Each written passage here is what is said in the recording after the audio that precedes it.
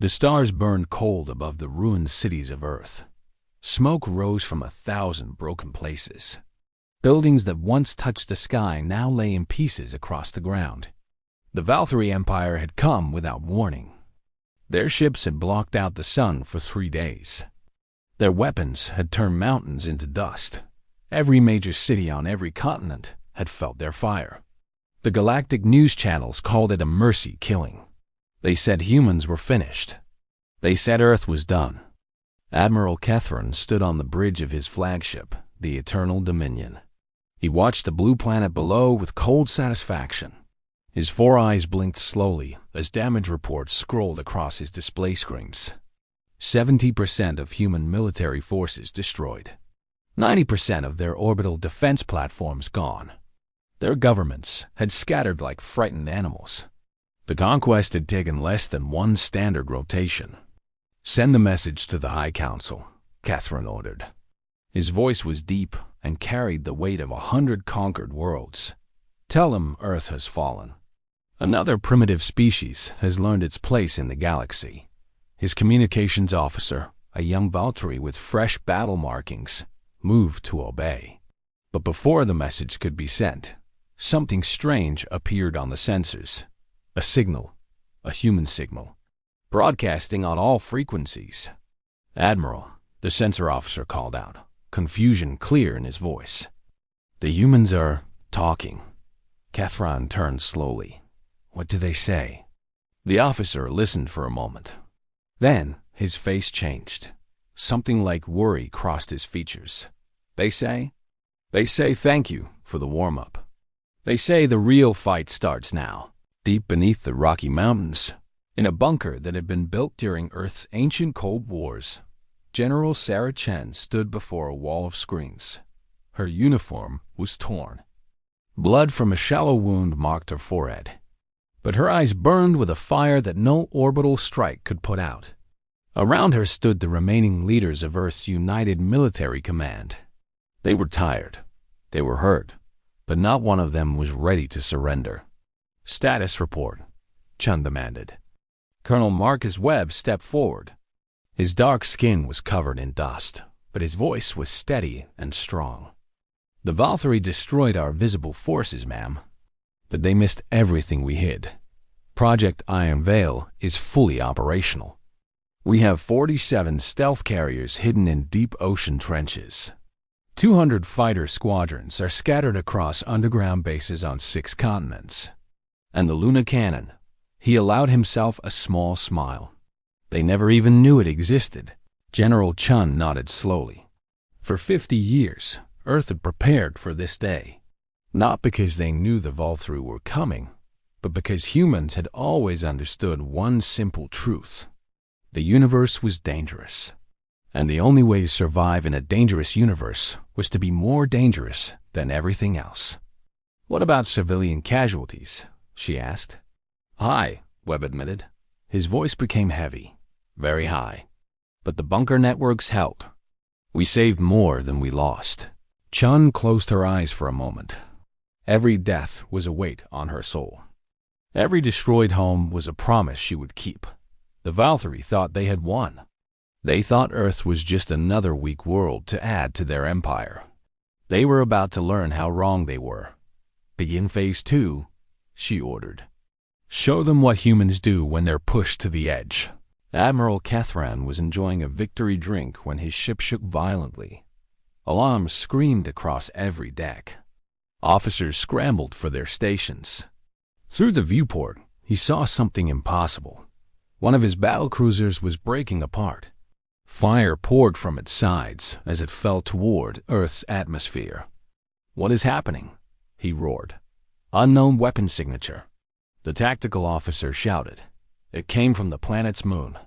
The beam punched straight through our shields." Kethran's 4 eyes went wide. The moon. They had scanned the moon. There was nothing there. Nothing but rock and old human equipment. How could there be a weapon capable of destroying a Valkyrie battlecruiser? Before he could process this information, more alarms joined the first. Ships were rising from Earth's oceans. Dozens of them, then hundreds. Sleek, black vessels that had not appeared on any scan. They moved with a speed and coordination that should have been impossible for such a primitive species. "All ships, defensive formation," Catherine commanded. But even as he spoke, he knew something had changed. This was not the desperate last attack of a dying world. This was something else entirely. This was a trap. And his entire fleet had walked right into it. Captain Elena Vasquez gripped the controls of her stealth fighter, the Nighthawk. She had trained for this moment for 15 years. Every simulation, every drill, every sleepless night had led to this. Around her flew the best pilots Earth had ever produced. They were outnumbered, they were outgunned, and they were absolutely going to win. "All wings, this is Hawk Leader," she spoke into her com. "Remember your training, remember your homes, remember everyone we lost today. These aliens came to our world. They burned our cities, they killed our people. Now we show them why that was the biggest mistake of their lives." The response came back as a unified cry, not of fear, not of desperation, but of pure, burning determination. Human ships dove into the Valkyrie formation like wolves among sheep. The battle raged for hours. Human weapons, built with technologies the galaxy had never seen, tore through Valkyrie shields. The aliens had conquered 100 worlds with their superior firepower, but they had never faced an enemy like this. An enemy that did not know how to quit. An enemy that fought harder when wounded. An enemy that smiled in the face of death. Admiral Catherine watched his fleet die around him. Ship after ship exploded in brilliant bursts of light. His tactical display showed nothing but losses. For the first time in his long military career, he felt something he did not recognize. It took him a moment to understand. It was fear. "How?" he whispered. "They are primitives. They should be broken. We destroyed their armies. We destroyed their cities. How are they still fighting?" His first officer, an old warrior named Threshold, stood beside him. Blood ran from a wound on his head. "I studied human history before the invasion, Admiral. I tried to warn the High Council. These creatures, they are not like other species. They do not surrender when defeated. They get angry. They get creative. And then they get revenge." A human missile struck the Eternal Dominion's engine section. The great flagship shuddered and began to list to one side. More alarms. More damage reports. The Admiral's bridge crew looked at him with eyes full of uncertainty. On Earth, General Chun watched the battle unfold on her screens. The Valkyrie had come with 300 warships. 200 were now debris floating in orbit. The remaining 100 were trying to retreat, but human ships blocked every exit route. The Luna cannon fired again, and another enemy dreadnought disappeared in a flash of superheated plasma. "Ma'am," Colonel Webb reported, "the Valkyrie flagship is disabled. They are broadcasting on open channels. They want to negotiate." Chun stood silent for a long moment. She thought about the millions who had died in the initial attack. She thought about the children who would grow up without parents. She thought about the cities that would take generations to rebuild. Negotiate. The word felt strange in her mouth. "Open a channel," she finally said. "Let me speak to their admiral." The holographic image of Catherine appeared before her. The proud alien warrior looked broken. His uniform was burned. His 4 eyes could not meet hers. "Human Commander," he began, "we request terms for honorable withdrawal. The Valkyrie Empire recognizes that we have underestimated your species. We are prepared to offer compensation for damages and guarantee that no Valkyrie ship will enter your system again." General Chun laughed. It was not a happy sound. It was the laugh of someone who had seen too much death to accept easy words. "Admiral Catherine," she replied, her voice cold as the void between stars. "You came to our home. You killed our people. You destroyed our cities. And now, when the tide has turned, you ask for terms?" She leaned closer to the holographic pickup. "Here are my terms. You will surrender unconditionally. Your fleet will be seized. Your soldiers will be held until we decide what to do with them. And you will carry a message back to your High Council." "What message?"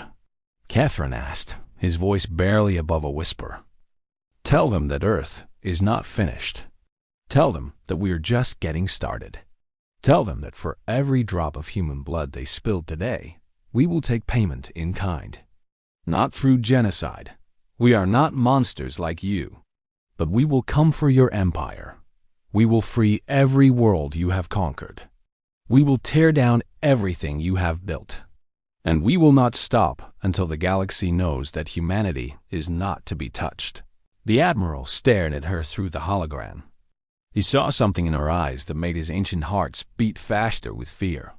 He saw the promise of a long, terrible war. A war his empire could not win. I accept your terms," he said finally. As Valkyrie ships powered down their weapons and surrendered, celebrations erupted across Earth. In bunkers and hidden bases, humans cheered and cried and held each other. They had survived the impossible. They had defeated an enemy that had conquered 100 worlds. But General Chun did not celebrate. She stood alone, looking up at the stars through a reinforced bunker window. Colonel Webb found her there an hour later. "Ma'am, the President is asking for you. There are speeches to be made. Victory to be declared." Chun shook her head slowly. "There will be no speeches, Marcus. Not yet. Today we survived. Tomorrow we rebuild." And then she turned to face him, and he saw the fire still burning in her eyes. "Then we go out there. Every world the Valkyrie have conquered is now our responsibility. Every species they have enslaved is counting on us, even if they do not know it yet. The doubters said Earth was done. The galaxy thought we were finished. We showed them they were wrong.